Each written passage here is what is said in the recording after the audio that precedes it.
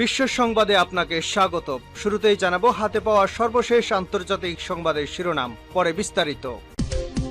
পুরোদমে Iran Israel ফিলিস্তিন যুদ্ধ চলছে, জানিয়ে দিব আমাদের হাতে থাকা সর্বশেষ গুরুত্বপূর্ণ আপডেট। আন্তর্জাতিক সংবাদ, ইসরায়েলের গুরুত্বপূর্ণ লক্ষ্যবস্তুতে হামলা চালিয়েছে ইরাকি যোদ্ধারা। এরপর জানিয়ে দিব হামাসের হামলা, নেতানিয়াহুকে জিজ্ঞাসাবাদ ইসরায়েলি তদন্ত সংস্থার।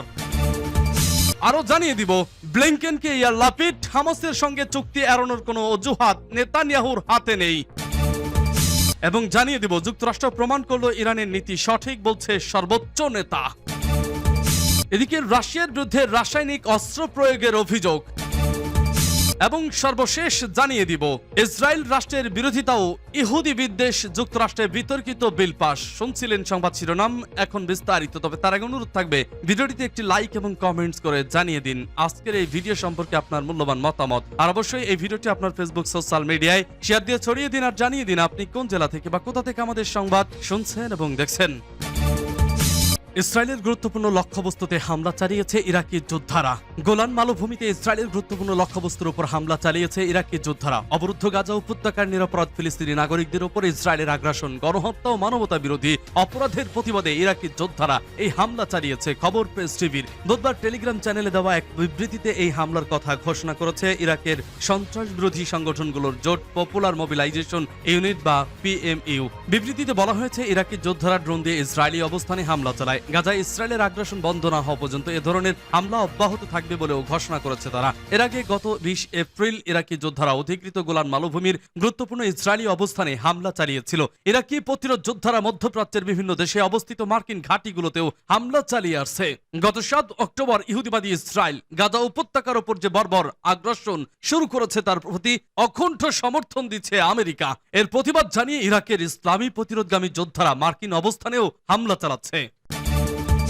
হামাসের হামলা, নেতানিয়াহুকে জিজ্ঞাসাবাদ ইসরায়েলি তদন্ত সংস্থার। ফিলিস্তিনের রাজনৈতিক গোষ্ঠী হামাসের যোদ্ধারা গত 7 অক্টোবর কিভাবে ইসরায়েলের ভূখণ্ডে হামলা চালালো সেই সম্পর্কিত তদন্তের অংশ হিসেবে ইসরায়েলের প্রধানমন্ত্রী বেনিয়ামিন নেতানিয়াহু এবং রাষ্ট্রটির স্থল, বিমান ও নৌবাহিনীর প্রধানদের জিজ্ঞাসাবাদ করেছে ইসরায়েলের সরকারি তদন্ত সংস্থা খবর রয়টার্সের। জিজ্ঞাসাবাদের জন্য বুধবার তাদেরকে তদন্ত সংস্থার কার্যালয়ে তলব করা হয়েছিল। সেই তলবে সাড়া দিয়ে কার্যালয়ে উপস্থিত হয়েছিলেন তারা। সামাজিক যোগাযোগ মাধ্যম ফেসবুকে এক পোস্টে এ তথ্য জানানো হয়েছে। ইসরায়েলের সরকারি তদন্ত সংস্থার প্রধান মাতানিয়া এঙ্গলমানের দপ্তর থেকে গত 7 অক্টোবর গাজার উত্তরাঞ্চল ইরেজ সীমান্ত দিয়ে ইসরায়েলের ভূখণ্ডে ঢুকে হামলা চালায় হামাস যোদ্ধারা। তাদের হামলায় নিহত হন 1200 জন মানুষ। জবাবে ওই দিন থেকেই গাজায় অভিযান শুরু করে ইসরায়েলের প্রতিরক্ষা বাহিনী, যা এখনো চলছে। সেই অভিযানে ইতিমধ্যে প্রাণ হারিয়েছেন 34,000-এরও বেশি মানুষ। বস্তুত হামাসের 7 অক্টোবরের হামলা ছিল ইসরায়েলের গত 75 বছরের ইতিহাসের সবচেয়ে ভয়াবহ হামলার ঘটনা। ইসরায়েলি বাহিনীর অভিযান শুরুর পর মাতানিয়াহু এঙ্গলম্যান বলেছিলেন হামাস কিভাবে এত বড় একটি হামলা ঘটাতে সক্ষম হলো তা তদন্ত করতে চায় তার দপ্তর। তিনি আরো বলেছিলেন হামলার সঙ্গে সংশ্লিষ্ট প্রতিটি ঘটনা ও বিষয় যাচাই এবং বিশ্লেষণ করা হবে। পরে ডিসেম্বরে এক সংবাদ সম্মেলনে এঙ্গলম্যান বলেন প্রাথমিক অনুসন্ধানে তার দপ্তর এই মর্মে নিশ্চিত হয়েছে যে ইসরায়েলের নিরাপত্তা ব্যবস্থার বহুমুখী ব্যর্থতার গাফিলতি এই হামলার ভয়াবহতা বৃদ্ধির জন্য দায়ী। 2024 সালের জানুয়ারি থেকে এই ইস্যুতে আনুষ্ঠানিক তদন্ত শুরু করবেন তার দপ্তরের কর্মকর্তারা। বুধবারের ফেসবুক পোস্টে এঙ্গলম্যানের দপ্তরের পক্ষ থেকে বলা হয়েছে যুদ্ধের 6 মাস ইতিমধ্যে পেরিয়ে গেছে। এই যুদ্ধের জন্য যারা দায়ী তাদের কাছ থেকে এ সম্পর্কিত ব্যাখ্যা জানার অধিকার ইসরায়েলের জনগণের রয়েছে।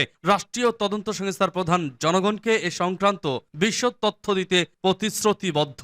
এদিকে মাতানিয়াহুর দপ্তর থেকে বুধবারের ফেসবুক পোস্টের প্রতিক্রিয়ায় একটি বিবৃতি দেওয়া হয়েছে নেতানিয়াহুর দপ্তর থেকে। সেই বিবৃতিতে বলা হয়েছে তদন্ত কর্মকর্তারা যেসব প্রশ্ন করেছিলেন সেসবের প্রতিটির অনুপঙ্খ জবাব দিয়েছেন প্রধানমন্ত্রী।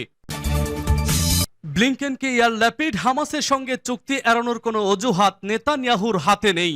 ইসরায়েলের বিরোধী নেতা ইয়ার লাপিড বলেছেন প্রধানমন্ত্রী বেঞ্জামিন নেতানিয়াহুর হাতে হামাসের সঙ্গে জিম্মি চুক্তি এড়ানোর কোনো রাজনৈতিক অজুহাত নেই। বুধবার সফররত মার্কিন পররাষ্ট্রমন্ত্রী অ্যান্থনি ব্লিংকেনকে কথা বলেন তিনি। তুর্কি সংবাদ মাধ্যম ইয়ানি শাফাক জানিয়েছে এদিন ইসরায়েলের শীর্ষ মার্কিন কূটনীতিকের সঙ্গে দেখা করেছেন ল্যাপিড। সেখানে তিনি এমন কথা বলেন। ল্যাপিড তার এক্স অ্যাকাউন্টে পোস্ট করে জানিয়েছেন যে তিনি ব্লিংকেনকে বলেছেন নেতানিয়াহুর কাছে জিম্মিদের মুক্তির জন্য একটি চুক্তিতে না যাওয়ার কোনো রাজনৈতিক অজুহাত নেই। চলমান গাজা সংঘাতের অবসান ঘটানোর লক্ষ্যে তেল আবিব ও হামাসের মধ্যে যুদ্ধবিরতি চুক্তির প্রচেষ্টার অংশ হিসেবে মধ্যপ্রাচ্য সফরের শেষ পর্যায়ে বুধবার ইসরায়েলে যান মার্কিন পররাষ্ট্রমন্ত্রী ইয়ার লাপিড বলেন, জাতীয়ভাবে তার অর্থাৎ নেতানিয়াহু সংখ্যাগরিষ্ঠতা রয়েছে নেসেটে, তার সংখ্যাগরিষ্ঠতা রয়েছে এবং যদি প্রয়োজন হয় আমি নিশ্চিত করব যে সরকারেও তার সংখ্যাগরিষ্ঠতা রয়েছে, অর্থাৎ হামাসের সঙ্গে না করার ক্ষেত্রে তার হাতে কোনো অজুহাত নেই।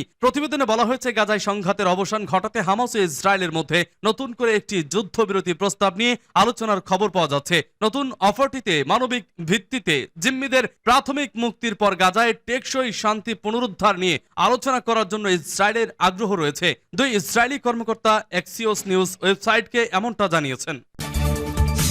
যুক্তরাষ্ট্র প্রমাণ করল ইরানের নীতি সঠিক, বলছে সর্বোচ্চ নেতা। ইরানের ইসলামী বিপ্লবের নেতা আয়াতুল্লাহ সৈয়দ আলী খামেনি বলেছেন, ইসরায়েলি নৃশংসতায় মার্কিন সরকারের জড়িত থাকা এবং ফিলিস্তিনপন্থী শিক্ষার্থীদের উপর তার সহিংস দমনপীড়ন প্রমাণ করেছে। যুক্তরাষ্ট্রের বিষয়ে ইরানের যে বিরোধিতা ও হতাশাবাদ তা সঠিক। বুধবার তেহরানের ইমাম খমেনি হুসাইনিয়ায় অনুষ্ঠিত শিক্ষক ও শিক্ষা কর্মকর্তাদের সঙ্গে বৈঠকে কথা বলেন আয়াতুল্লাহ খামেনি। জাতীয় শিক্ষক দিবস উপলক্ষে এই বৈঠকের আয়োজন করা হয়। এ সময় ছাত্র, যুবক এবং কিশোর কিশোরীদের ইসলামী প্রজাতন্ত্রের নীতি ও কর্মের ব্যাপারে যুক্তি ও যুক্তি সম্পর্কে শিক্ষিত করার উপর গুরুত্ব আরোপ করেন তিনি। সেই সঙ্গে আয়াতুল্লাহ খামেনি তার দেশে প্রায়শই সোনা আমেরিকার মৃত্যু এবং ইসরায়েলের মৃত্যুর জনপ্রিয় স্লোগানগুলোর পেছনে অন্তর্নিহিত যুক্তির বোঝার তাৎপর্যের উপর জোর দেন। তিনি দৃঢ়তার সাথে বলেন, এই লাখ লাখ তরুণ তরুণী যদি জানে কে বন্ধু এবং শত্রু কারা এবং দেশের শত্রুদের লক্ষ্যের বিরুদ্ধে ব্যবস্থা নেওয়া হয়, তাহলে শত্রুদের বিশাল মিডিয়া এবং রাজনৈতিক বিনিয়োগ অকার্যকর হয়ে পড়বে। রাশিয়ার বিরুদ্ধে রাসায়নিক অস্ত্র প্রয়োগের অভিযোগ। মার্কিন পররাষ্ট্র মন্ত্রণালয় রাশিয়ার বিরুদ্ধে ইউক্রেনের উপর নিষিদ্ধ রাসায়নিক অস্ত্র প্রয়োগের অভিযোগ এনেছে। মস্কোর উপর নতুন নিষেধাজ্ঞারও ঘোষণা করেছে ওয়াশিংটন। বলা হয়েছে, রাসায়নিক অস্ত্র সংক্রান্ত আন্তর্জাতিক সনদ অনুযায়ী যুদ্ধক্ষেত্রে এমন হাতিয়ার ব্যবহার করা নিষিদ্ধ। অথচ রাশিয়া ইউক্রেনের উপর হামলার সময় একাধিক ইরিট্যান্ট গ্যাস প্রয়োগ করেছে বলে মার্কিন প্রশাসন অভিযোগ করেছে। সেই সঙ্গে রাইড কন্ট্রোল নামের কাঁদানে গ্যাসও ব্যবহার করেছে বলে ওয়াশিংটন দাবি করেছে। মার্কিন পররাষ্ট্র মন্ত্রণালয়ের মতে রাশিয়া মোটেই বিচ্ছিন্নভাবে এমন নিষিদ্ধ রাসায়নিক এজেন্টের প্রয়োগ করেনি, বরং পাকা অবস্থান থেকে ইউক্রেনীয় সৈন্যদের তাড়িয়ে দিতে এবং যুদ্ধক্ষেত্রের সুবিধা আদায় করতে সুপরিকল্পিতভাবে এই সিদ্ধান্ত নেওয়া হয়েছে। রাশিয়ার রাসায়নিক অস্ত্র ভাণ্ডারের অস্তিত্বের অভিযোগ অস্বীকার করে আসছে। তা সত্ত্বেও সেক্ষেত্রে স্বচ্ছতার অভাব দূর করতে মস্কোর ওপর আন্তর্জাতিক চাপ বাড়ছে।